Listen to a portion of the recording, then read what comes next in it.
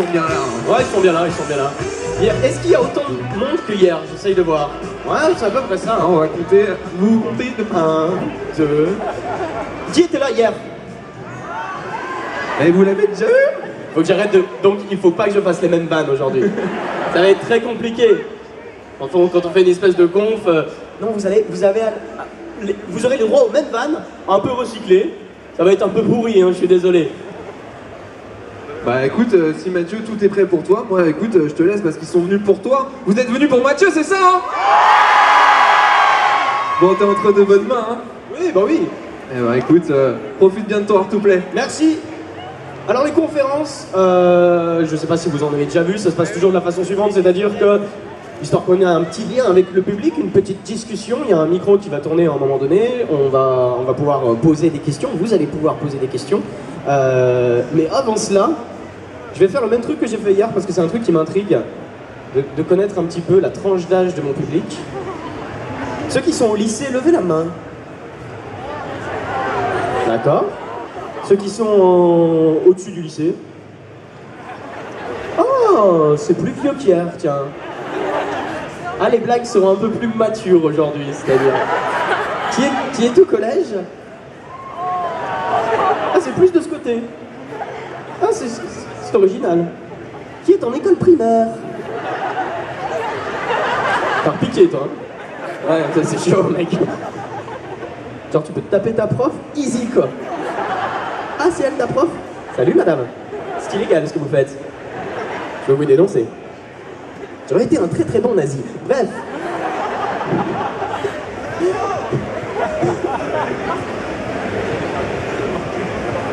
Alors, on n'en parle pas assez. Qui c'est qui est en BEP, CAP? Et il y en a quand même, il y en a.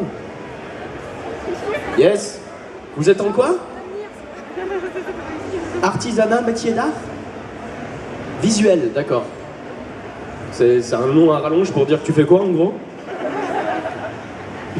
Tu t'habilles en Batman? Ouais, d'accord, voilà, c'est bien.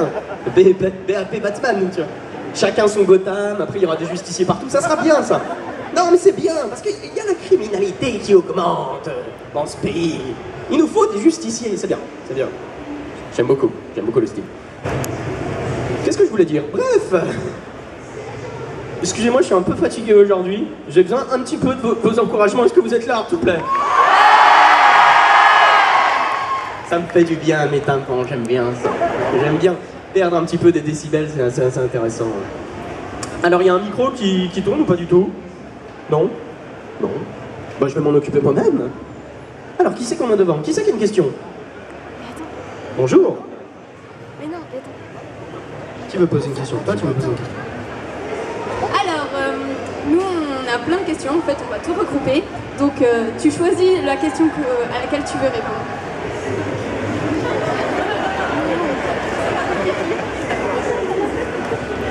Alors déjà, j'aime beaucoup le dessin du zob que t'as fait, c'est vachement réaliste les veines. Le public est plus mature aujourd'hui, c'est pour ça que... Mais il y a un truc qui est intemporel avec le zob. Genre ça fait rire tout le monde, même des vieux de 70 ans, j'en ai vu, ils taguaient des beats dans la rue. C'est intemporel, c'est génial. Alors, la première question, beaucoup de personnes te font des fanarts, notamment Angel MJ, que tu as rencontré hier. Comment as-tu réagi face à ces fan-made et que ressens-tu? Je l'ai bien lu? Ouais, d'accord. Alors, qu'est-ce que je ressens au niveau des fanarts? C'est vrai que je partage énormément des fanarts sur les réseaux sociaux. Je peux pas les partager tous, il y en a plein que je partage pas. C'est pas parce qu'ils sont moches. Bon, il y en a certains qui sont un peu moches, mais en fait, c'est parce qu'il y en a vraiment beaucoup trop. Et en fait, je les sauvegarde un petit peu dans un dossier. Et la nuit, je les regarde en touchant.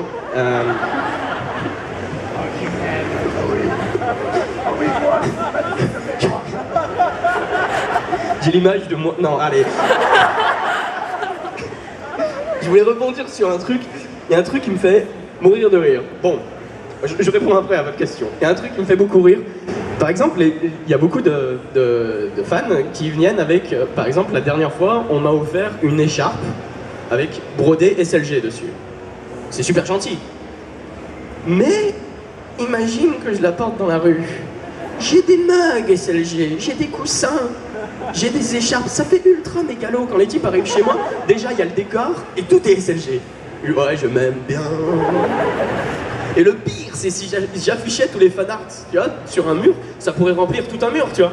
C'est ultra mégalo quand même. Bah c'est sympa.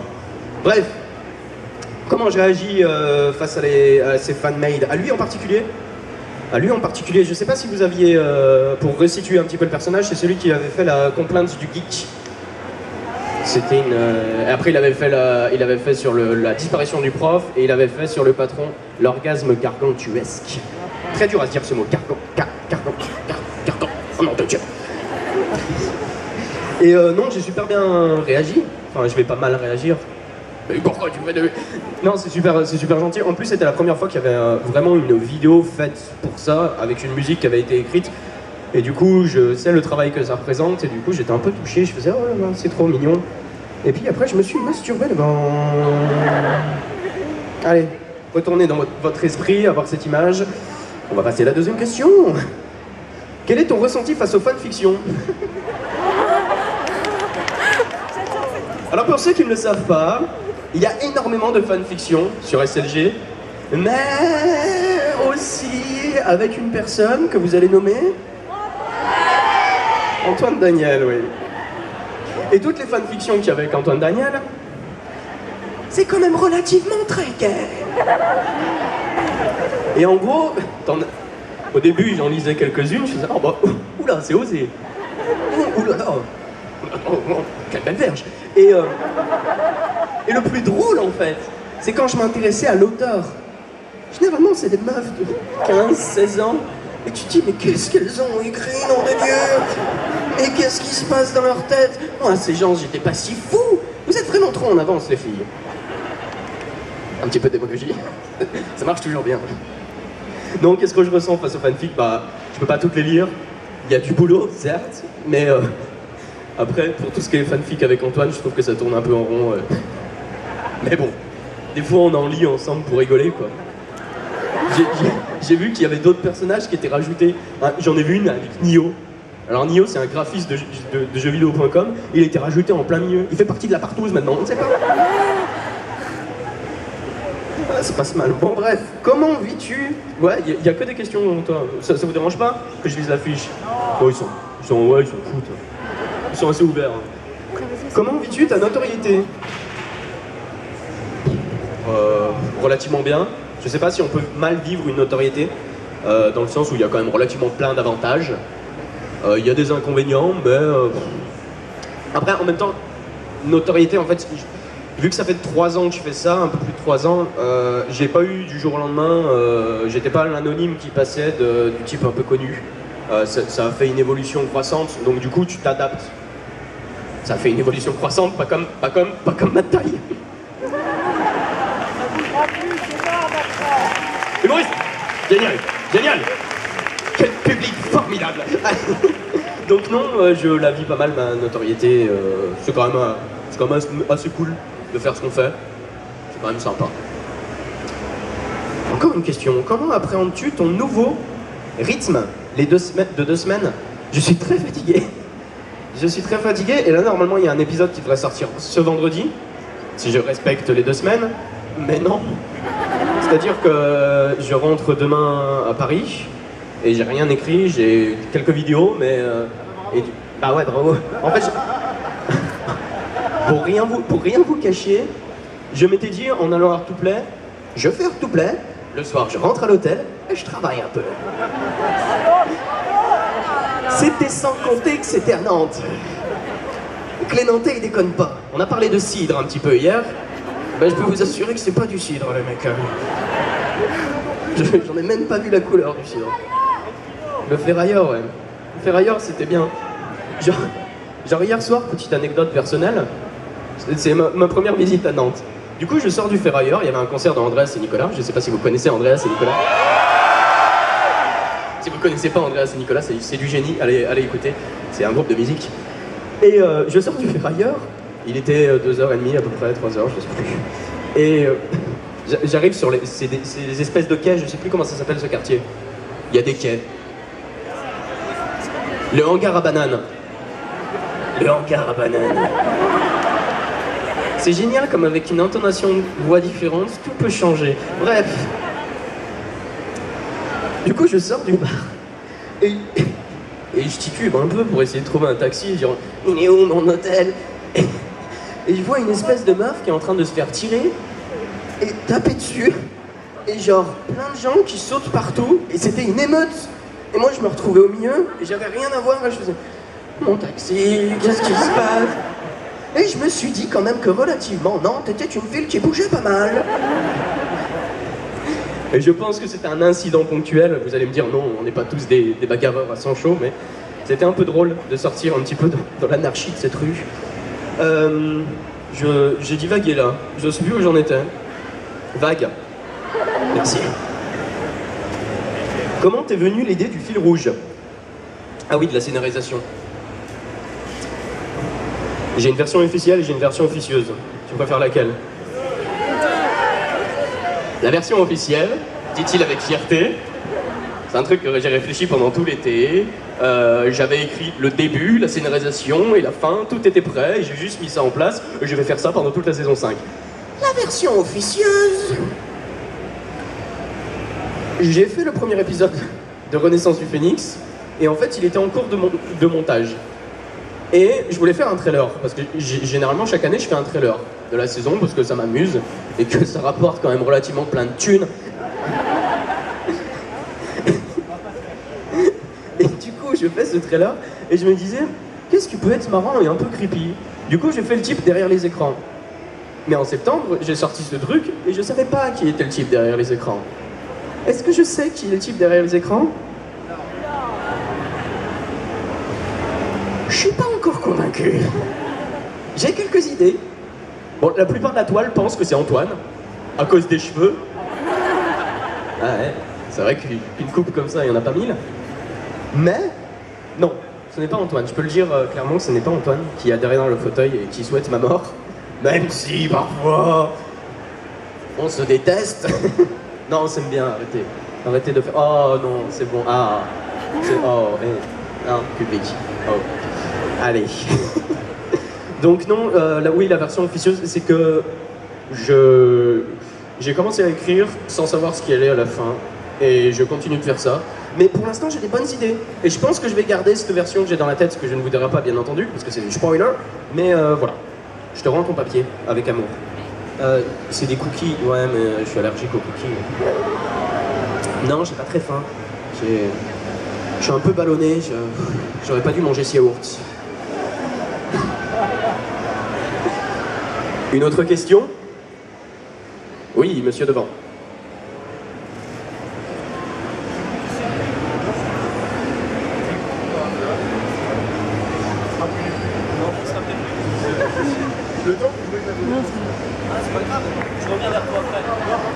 Il y a un problème de mémoire à court terme. La prochaine question? Lève la main. C'était quoi? Je reviens vers toi dès que tu t'en souviens. Une autre question? Oui. Bonjour, je voulais savoir à quelle occasion tu as eu ton chat? Dans quelles circonstances j'ai eu mon chat? Oh.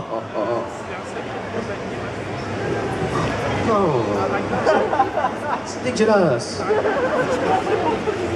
Sodomie de chat, nom de Dieu. Ah, c'est ce qu'il a suggéré. C'est interdit en France, pas en Allemagne. Vous saviez qu'en Allemagne, il y a des associations de défense pour la zoophilie? Vous savez qu'au Danemark, il existe des bordels avec des animaux? Allez regarder sur internet, c'est trop bien.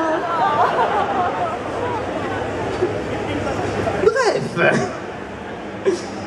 À quelle occasion j'ai eu mon chat? Ben, ça faisait longtemps que je voulais un chat. À la base, je voulais un persan. Tu sais, les chats dans James Bond, les méchants, ceux qu'on est écrasés, pour pouvoir me retourner avec mon fauteuil en le caressant et faire je vous attendais, Monsieur Bond. Et puis après, je suis tombé sur c'est un sacré de Birmanie du coup, je suis tombé sur lui, sur les petites annonces, et j'ai craqué pour sa petite bouille de fripouille. Et voilà. Et depuis, il grossit, moi aussi, nous dormons tous les deux, et nous refaisons le monde pendant les longues nuits d'hiver. Allez, une autre question. Je t'en souviens plus toujours. Là, c'est pas grave. Bonjour, bonjour, bonjour. Allez, bonhomme.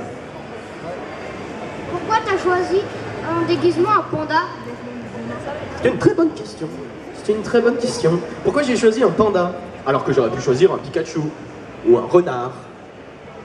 Une énorme bite. Allez. En fait, à la base, mon Kigurumi de panda n'était pas du tout à vocation d'être un costume. En fait, quand j'habitais à Saint-Étienne, j'habitais dans une grande maison qui nous coûtait extrêmement cher en chauffage. Et du coup, on mettait pas le chauffage. Et du coup, pour ceux qui sont en Kigurumi aujourd'hui, et qui transpiraient comme des bœufs, eh ben ça tient chaud.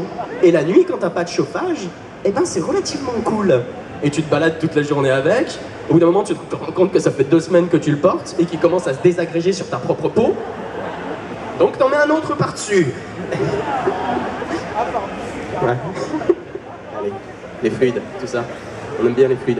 Et donc à la base, c'était un pyjama, pas du tout un costume, et pas du tout un personnage.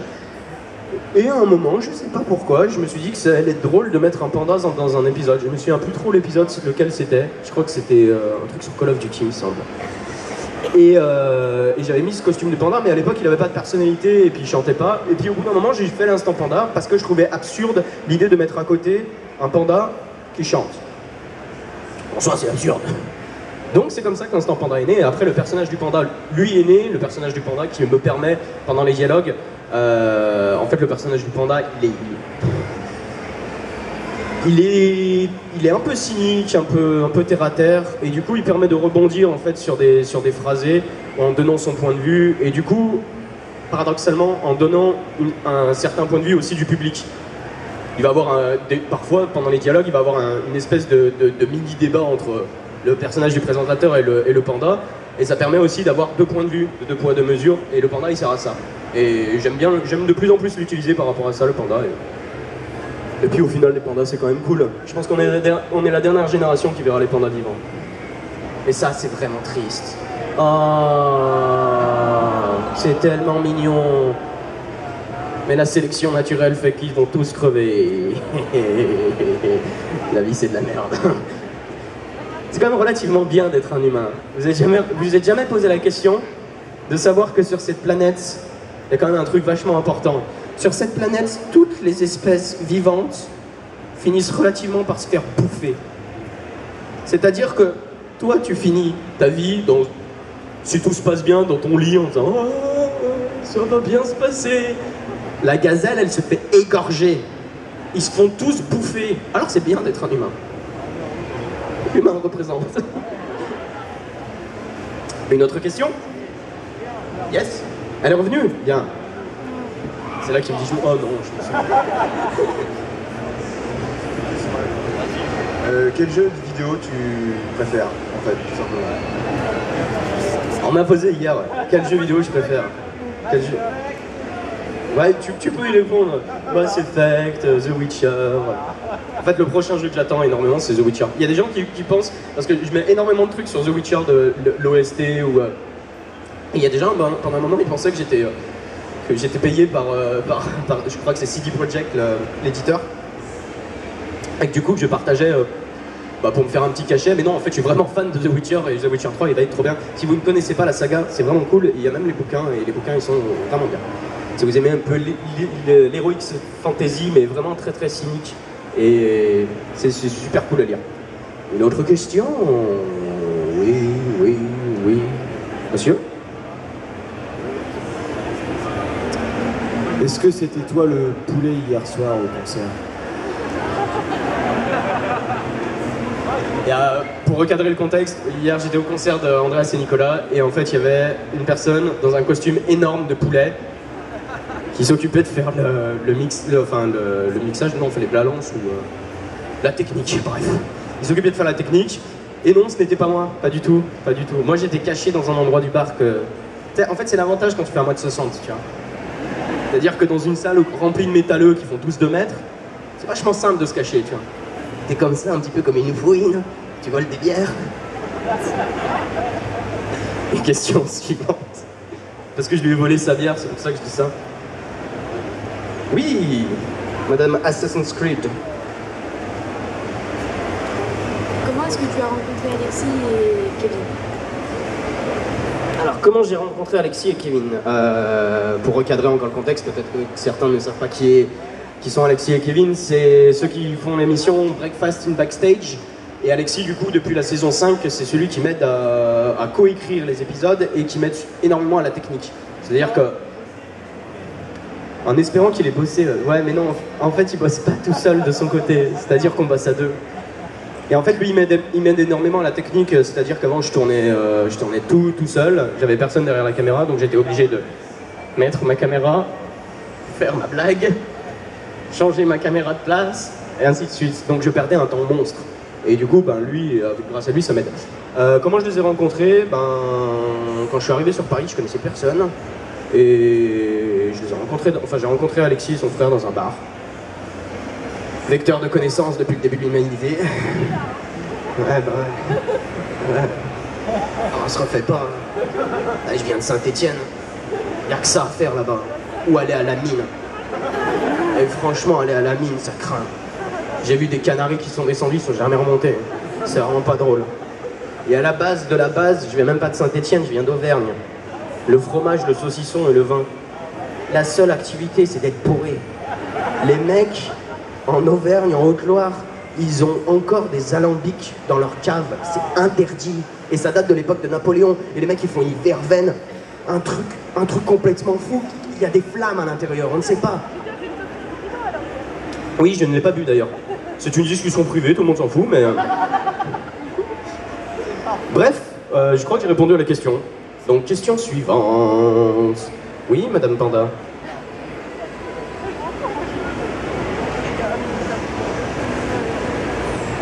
Est-ce que j'ai quoi? Ah, est-ce que j'ai déjà pris de la drogue? Est-ce que j'ai déjà fumé comme le hippie? Bien sûr que non. Bien sûr que non. C'est une hypocrisie française de dire bien sûr que non. Non, c'est complètement interdit par la loi.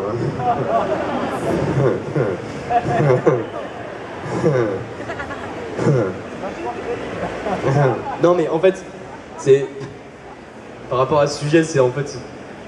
C'est toute une société qui est un peu hypocrite, tu vois. C'est ce qui est en train de se passer aux États-Unis où ils sont en train de faire tomber le masque de l'hypocrisie par rapport à ça. Mais il y a des dangers par rapport à la drogue et on va pas faire un débat sur la légalisation de la drogue ici, mais en tout cas sur la beuh, ouais, c'est un peu hypocrite. Mais bref.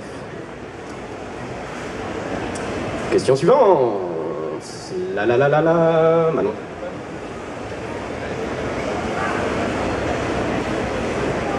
Ah, comment mes parents vivent ma notoriété? Ça, on me la pose souvent comme question.